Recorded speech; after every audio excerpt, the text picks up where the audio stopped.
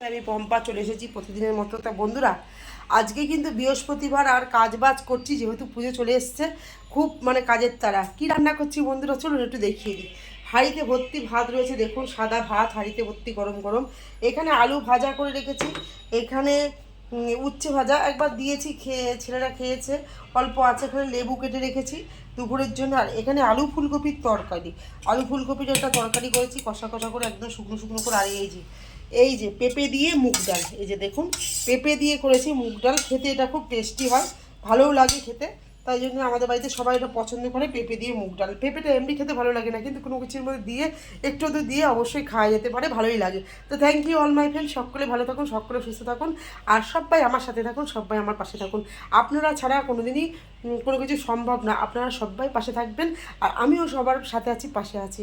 হাত বাড়িয়ে দিলাম। Thank you. পুজো খুব ভালোভাবে কাটান। টাটা, ওকে বাই, শুভ দুপুর। এবার লাঞ্চ করতে হবে।